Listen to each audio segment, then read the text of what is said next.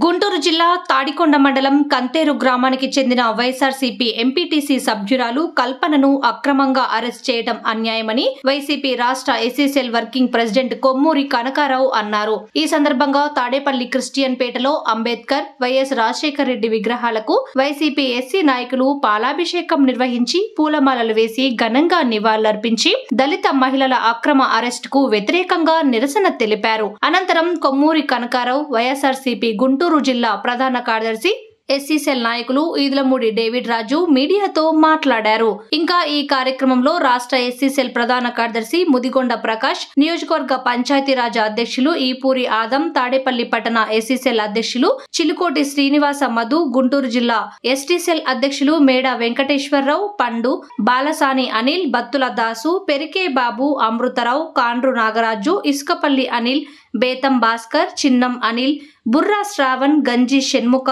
కార్యకర్తలు తదితరులు పాల్గొన్నారు.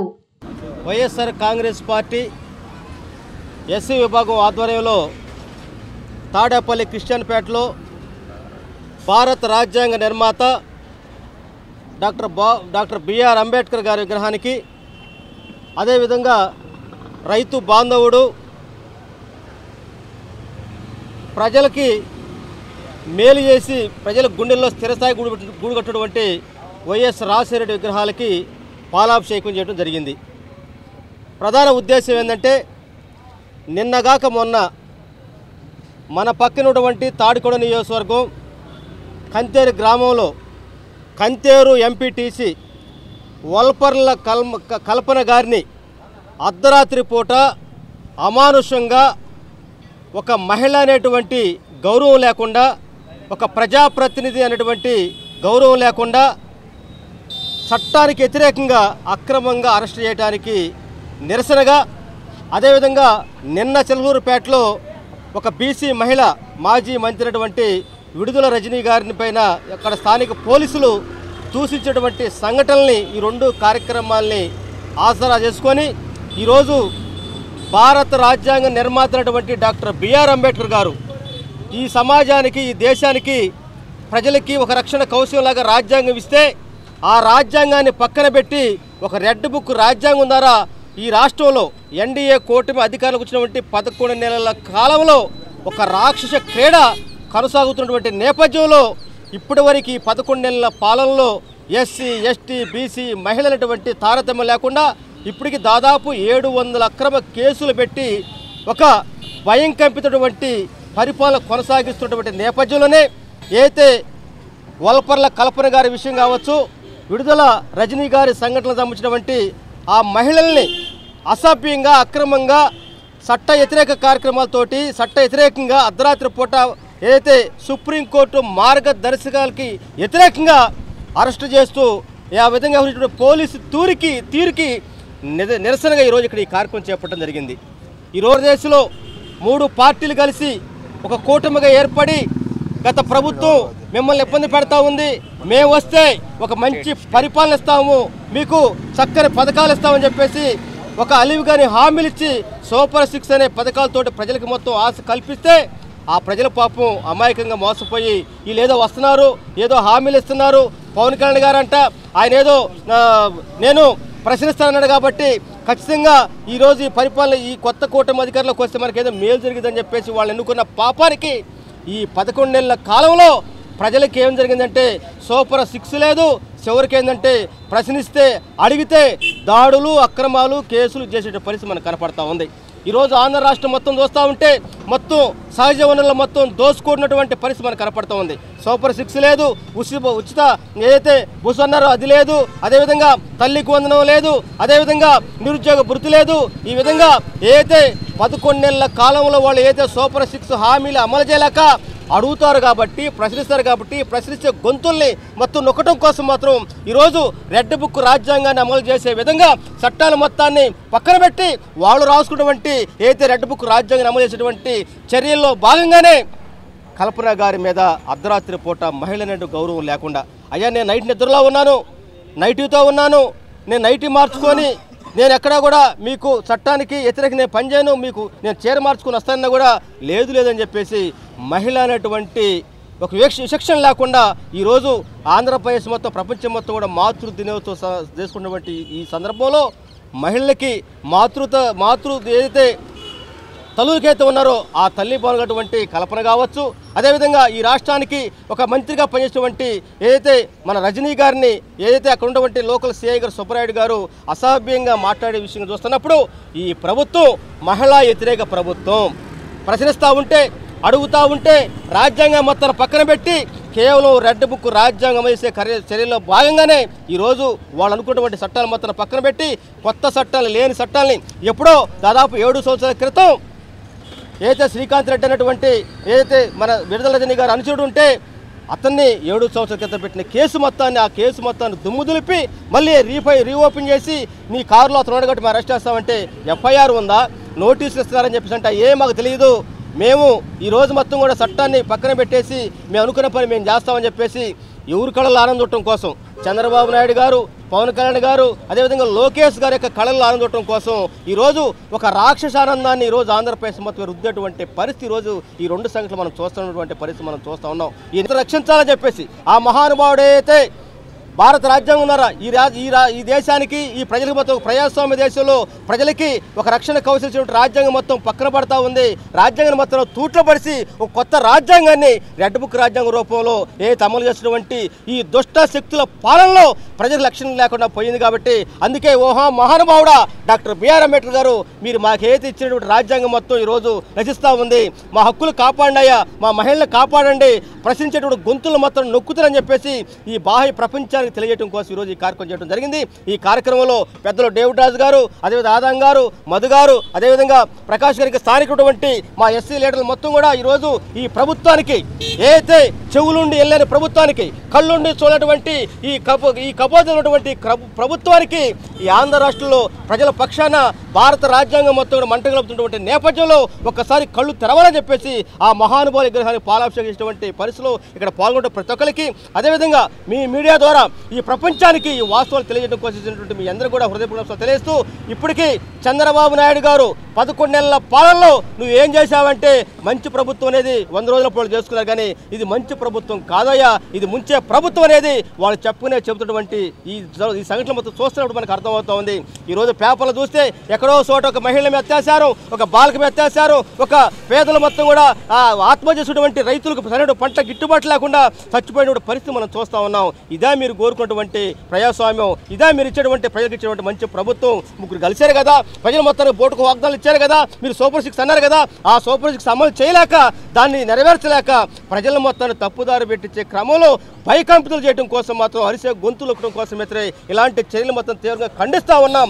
ఇప్పటికైనా మీరు కళ్ళు తెరవండి, ఏదైతే ప్రజలకు ఇచ్చిన వాగ్దానం అమలు చేయండి, అమలు చేసి అయితే మీరు సూపర్ 6 ద్వారా ఈ రాష్ట్రానికి మంచి పాలు చేస్తూ ఉన్నారో దాన్ని చేయమని చెప్పేసి అడుగుతా ఉన్నాం. ఇలాగ పరిస్థితి కొనసాగే పని అయితే, ఇదే వైఖరి కొనసాగే పని అయితే, మహిళల మీద అత్యాచారం జరిగే పని అయితే, మహిళల మీద చట్ట చర్యలు తీసుకొని మీరు వ్యవస్థాయ పని అయితే రాబోయే రోజుల్లో ఖచ్చితంగా మీ ముగ్గురిని చంద్రగిరి మనలకు పట్టిస్తామని చెప్పేసి ఇదే మా హెచ్చరిక అని చెప్పి తెలియజేస్తూ ఆ మహానుభవించినటువంటి రాజ్యాంగాన్ని అమలు చేసేయటం పక్కన పెట్టి చేతగాక సూపర్ 6 అమలు చేయలేక రెడ్ బుక్ రాజ్యాంగం అమలు చేస్తున్నటువంటి దుర్మార్గ పరిస్థితి కనపడుతోంది. మా నాయకుడు చెప్పినట్టు, జగన్మోహన్ చెప్పినట్టు ఖచ్చితంగా మేము తిరిగి అధికారంలోకి వస్తాం 2.0 అని చెప్పేసి అది ఖచ్చితంగా మాటలే కాదు ఆచరణలో కూడా మీరు అయితే సాగుతోంది. అట్టు పెడితే పెడతారని చెప్పేసి మేము తిరిగి 2 నెంతలు దెబ్బతీస్తాం. అది మీరు కావాలనే మీరు రెచ్చగొట్టే విధంగా మీ చర్యలు ఉన్నాయి. కాబట్టి ఇప్పటికైనా మీ చర్యలు పక్కన పెట్టి ప్రజాస్వామ్యంలో ప్రజలందరికీ మంచి చేయండి, చట్టాలు అమలు చేయని చెప్పేసి కోరుకుంటూ సెలవు తీసుకుంటా ఉన్నా. మేము మాట్లాడుతున్నాం కాబట్టి, మేము ప్రశ్నిస్తున్నాం కాబట్టి ఈరోజు ఆంధ్రప్రదేశ్లో 40% ఓటు బ్యాంకు ఉన్నటువంటి ఒక ప్రజల పక్షాన మాట్లాడుతున్నాడు కాబట్టి జగన్మోహన్ రెడ్డి యొక్క అనుచరుల మొత్తాన్ని కూడా మాట్లాడే ప్రతి ఒక్కరి మీద దాడి చేసే దాంట్లో ఈ దాడి చేసేటువంటి సంఘటనలో భాగం ఏంటని చెప్పేసి మేము అడుగుతాం తప్ప ఈరోజు మేము ప్రజల పక్షాన మాట్లాడుతూ ఉన్నాం. మేమేం వ్యక్తిగత ఆస్తుల గురించి మాట్లాడలేదు. ఈరోజు ప్రజల పక్షాన మాట్లాడుతున్నాం కాబట్టి మాట్లాడే గొంతులు తొక్కడం కోసం మాత్రమే మేము అడుగుతా ఉన్నాం. మీకు అధికారం ఇచ్చారు కదా, మీరు సూపర్ 6 ఇస్తామన్నారు కదా, మీరు అన్నారు కదా, అధికారులకు వస్తే ఉచిత బస్సు ఫ్రీ అన్నారు కదా, అదేవిధంగా నిరుద్యోగ భృతి అన్నారు కదా, అదేవిధంగా రైతులకి 20,000 రూపాయలు అన్నారు కదా, అదేవిధంగా ఉద్యోగాలు అన్నారు కదా, ఏం చేశారు ఈరోజు మొత్తం అవి అడుగుతారు కాబట్టే అడగకుండా ఉండటం కోసం ఇలాంటి విద్రోహ చర్యలు చేస్తారని చెప్పి మేము తెలియజేస్తా ఉన్నాం. ఈ రోజున వైఎస్ఆర్ కాంగ్రెస్ పార్టీ ఎస్సీ విభాగం ఆధ్వర్యంలో తాడేపల్లి పట్టణంలో క్రిస్టియన్ పేట దగ్గర కలిగినటువంటి పెద్దలు డాక్టర్ బాబు జగజ్జీవన్ రావు గారు, అట్లాగే అంబేద్కర్ గారు, అట్లాగే వైఎస్ రాజశేఖర రెడ్డి గారి విగ్రహాల వద్ద రాష్ట్రంలో కూటమి ప్రభుత్వం ఏర్పడిన తర్వాత మహిళలపై, ముఖ్యంగా దళిత మహిళలపై జరుగుతున్నటువంటి దాడులకు నిరసనగా ఈ రోజున పాలాభిషేకం కార్యక్రమం ఏర్పాటు చేసుకోవడం జరిగింది. దీనికి ముఖ్య అతిథిగా రాష్ట్ర ఎస్సీ సెల్ వర్కింగ్ ప్రెసిడెంట్ అయినటువంటి పెద్దలు కొమ్మూరు కనకారావు గారు, అదేవిధంగా పెద్దలు ఆదాం గారు, అట్లాగే రాష్ట్ర జనరల్ సెక్రటరీ అయినటువంటి ఎస్సీ సెల్ ప్రకాష్ గారు, పట్టణ ఎస్సీ సెల్ మధు గారు, ఇంకా విచ్చేసినటువంటి దళిత సోదరులందరికీ, అదేవిధంగా మీడియా మిత్రులందరికీ కూడా నమస్కారాలు తెలియజేస్తూ ఉన్నాం. మీరందరూ చూస్తూ ఉన్నారు, గత 11 నెలల కాలంలో ఈ కూటమి ప్రభుత్వం అధికారంలోకి వచ్చిన తరువాత వారు ఏవైతే అబద్ధపు హామీలతో ప్రభుత్వాన్ని ఏర్పాటు చేసుకున్నారో, తీరా అధికారంలోకి వచ్చిన తరువాత ఆ హామీలను నెరవేర్చడంలో విఫలమై వాటిని చేయలేక ఎవరైతే ప్రశ్నిస్తూ ఉన్నారో సోషల్ మీడియా కావచ్చు, అదేవిధంగా మహిళలు కావచ్చు, నాయకులు కావచ్చు, కార్యకర్తలు కావచ్చు, ఎవరు గొంతెత్తితే వాళ్ళు గొంతు నొక్కే ప్రయత్నాలు ఈ రోజున జరుగుతూ ఉన్నాయి. అదేవిధంగా ఇందాక పెద్దలు చెప్పినట్టు తాడికొండ నియోజకవర్గం కంతేరులో జరిగినటువంటి ఒక చిన్న పిల్లల ఘర్షణ, అది వాస్తవంగా వాళ్ళు కొట్టు దగ్గరికి వెళ్ళినప్పుడు జరిగినటువంటి ఘర్షణని, వాళ్ళని చిన్నపిల్లల్ని ఎంపీటీసీకి సంబంధించినటువంటి ఎవరైతే కల్పన ఉన్నారో వాళ్ళ పిల్లల్ని ఒక షాపు దగ్గర పట్టుకొని అవతల పార్టీ వాళ్ళు కొట్టడమే కాకుండా వీళ్ళు తిరిగి కేసు పెడితే మమ్మల్ని కొట్టారా అంటే పోలీసులు పట్టించుకునే నాదుడు లేదు, కేసు కూడా కట్టలేదు. వీళ్ళు ఇచ్చిన కేసు కట్టకపోగా మరలా తిరిగి రెండవ రోజున వీళ్ళ మీద తిరిగి వీళ్ళే మమ్మల్ని కొట్టారని చెప్పి కేసు కట్టడం, అది ఎంత తప్పుడు కేసు అంటే 307 అంటే అటెంప్ట్ మర్డర్ కేసు పెట్టి ఒక మహిళను ఎవరో టెర్రరిస్టులను అరెస్ట్ చేసినట్టు రాత్రికి రాత్రి అంటే తెల్లవారుజామున 3:30కి పెద్ద ఎత్తున పోలీసులు ఆమె ఇంటికి చేరుకొని భయభ్రాంతులకు గురి చేస్తూ ఆమె అయ్యా నేను నైటీలో ఉన్నాను కనీసం చీర కట్టుకోండి అని చెప్పి వాళ్ళని అభ్యర్థించినప్పుడు కూడా మర్యాదగా, కానీ వాళ్ళు వినకుండా ఏవైతే ఆమెను అక్రమంగా అరెస్ట్ చేశారో తీసుకొచ్చి మంగళగిరి కోర్టులో హాజరుపరిచినప్పుడు మరి ఆమెని ఉదయం 6:30 గంటలకు అరెస్ట్ చేసినట్టుగా కోర్టులో ఒక తప్పుడు సమాచారం కూడా పోలీసులు ఇవ్వడం జరిగింది. నిజంగా ఇది చాలా బాధాకరం. చట్టాలు ఉన్నాయి, మనకి స్వతంత్రం వచ్చి 77 సంవత్సరాలు అవుతుంది. ఇవాళ రాష్ట్ర వ్యాప్తంగా దళితులు మరి క్షేమంగా ఉన్నారనంటే ఈ ప్రభుత్వంలో లేరనే మనం ఖచ్చితంగా చెప్పాలి.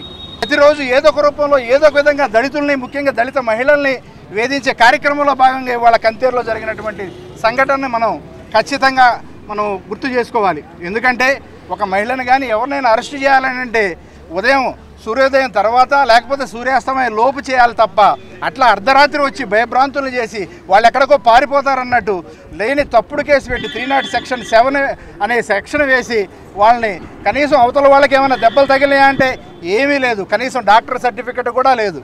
అంటే ఇది తప్పుడు కేసు అని చెప్పి మనకు ఖచ్చితంగా అర్థమవుతూ ఉంది. కాబట్టి దీని మీద మేమందరం పార్టీ పరంగా న్యాయ పోరాటం చేస్తాం, హైకోర్టుకి వెళ్తాం.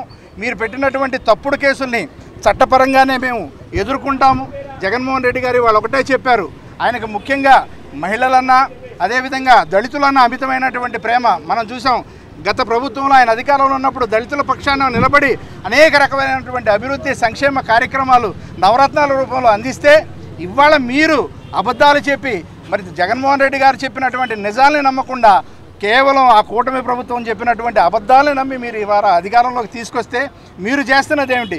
మీరు చేసేటువంటి తప్పుడు కార్యక్రమాలను ఎవరైతే ప్రశ్నిస్తున్నారో వాళ్ళందరినీ తప్పుడు కేసుల రూపంలో ఈ రోజున మీరు జైళ్లలో పెట్టి అక్రమంగా నిర్బంధించే కార్యక్రమం పోలీసులకు కూడా విజ్ఞప్తి చేస్తున్నాం.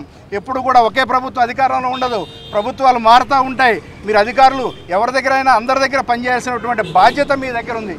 అదేవిధంగా ఒక పార్టీకో ఒక నాయకుడికో కొమ్ము కాస్తే భవిష్యత్తులో మీరు చాలా మరి చట్టపరంగా ఎదుర్కోవాల్సినటువంటి పరిస్థితులు కూడా రాబోతూ ఉన్నాయి. కాబట్టి మీరు కూడా ఒక్కసారి ఆలోచించుకోండి.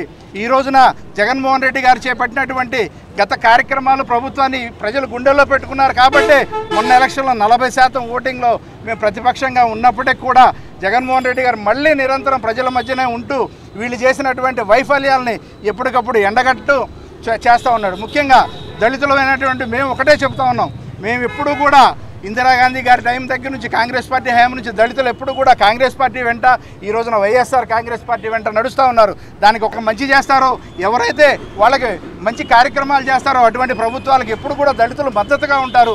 అదే బాటలో ఇంకా మేము ముందు రాబోయే రోజుల్లో కూడా వైఎస్ జగన్మోహన్ రెడ్డి గారికి అండగా ఉంటాము. అదేవిధంగా పెద్దలు చెప్పినట్టు ఇందాక మాజీ మంత్రి గారు రజనీ గారిని కూడా అదేవిధంగా చేయడం జరిగింది. ఇంకొక విషయం మీకు తెలియజేయాలి, దళితుల మీద ఎంత చిన్న చూపు అంటే ఈ మధ్యనే మరి ఆయన సొంత నియోజకవర్గం అయినటువంటి పిఠాపురంలో కూడా మల్లాం అనే గ్రామంలో దళితుల్ని సాంఘిక బహిష్కరణ అంటే వాళ్ళకి ఎటువంటి మేము షాపులకు వస్తే మేము ఎటువంటి మీకు సరుకులు అమ్మము, మీకు ఏ వసతులు కల్పించు, కనీసం హోటళ్ళకు కూడా రానివని చెప్పి సాంఘిక బహిష్కరణ చేసినటువంటి దుర్మార్గపు చరిత్ర కేవలం ఈ ప్రభుత్వంలోనే మనం చూస్తూ ఉన్నాం. మరి పవన్ కళ్యాణ్ గారికి స్వయాన అక్కడ ఎమ్మెల్యేగా ఉన్నారు, మరి ఉప ముఖ్యమంత్రిగా ఉన్నారు, మరి ఆయన కనీసం దాని మీద నోరు విప్పల. ఏంటంటే ఒక ఇరు వర్గాల మధ్యన ఒక శాంతి కమిటీ ఏర్పాటు చేశామని చెప్పి చేతులు దులుపుకొని అక్కడ ఉన్నటువంటి బలహీనులైనటువంటి దళితుల్ని భయపెట్టి మభ్యపెట్టి వాళ్ళందరి చేత కూడా బలవంతంగా సంతకాలు చేయించి ఒక శాంతి కమిటీని అయినా ఒక డ్రామా ఆడి అక్కడ దాన్ని తాత్కాలికంగా దళితుల నోరు నొక్కారు. ఇటువంటి సంఘటనలు రోజు అనేకం జరుగుతూ ఉన్నాయి.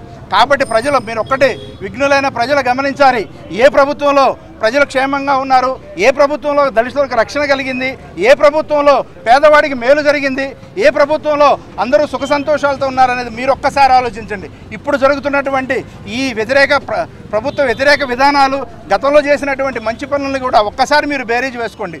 ఇవన్నీ కూడా మరలా మంచి కార్యక్రమాలు జరగాలి, దళితులకు మేలు జరగాలంటే ఖచ్చితంగా వైఎస్ జగన్మోహన్ రెడ్డి గారి అధికారంలోకి వస్తేనే ఖచ్చితంగా జరుగుతుంది.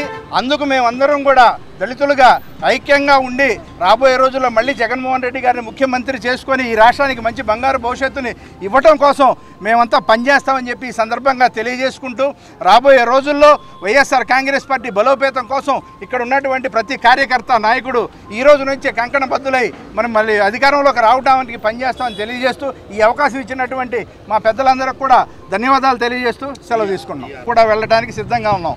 మా లీగల్ టీమ్స్ జగన్మోహన్ రెడ్డి గారు ఏర్పాటు చేసి ఎవరైతే ఇటువంటి బాధితులు ఉన్నారో వాళ్ళందరికీ అండగా లీగల్ టీములు కూడా ఇక్కడ ఏర్పాటు చేసి వాళ్ళకి న్యాయం జరిగే విధంగా, ఎందుకంటే ఈ ప్రభుత్వం న్యాయం చేస్తుందనే నమ్మకం అయితే మాకు పార్టీ కానీ ప్రజల్లో కోల్పోయాం.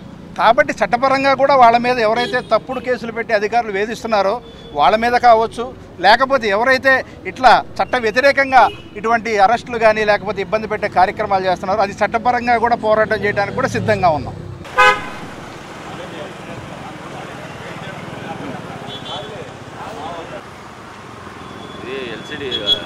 ఎల్సిడి కదా.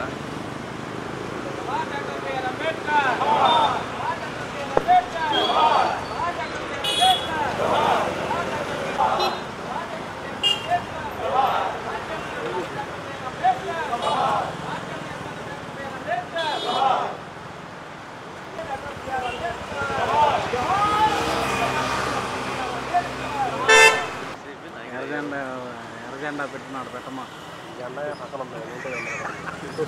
పక్కనే ఉంది, అందుకే ఎర్రజెండా పక్కన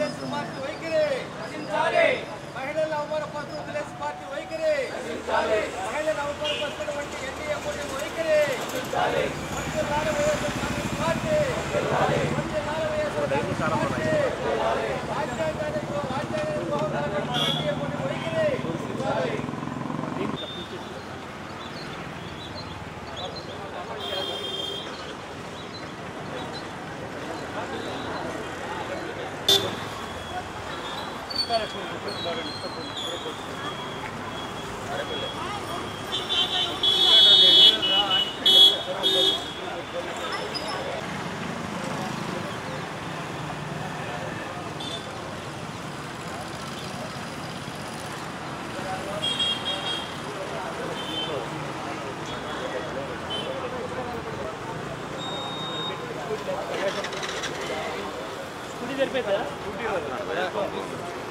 స్కూటీ సరిపోతుందా? స్కూటీ కాదు,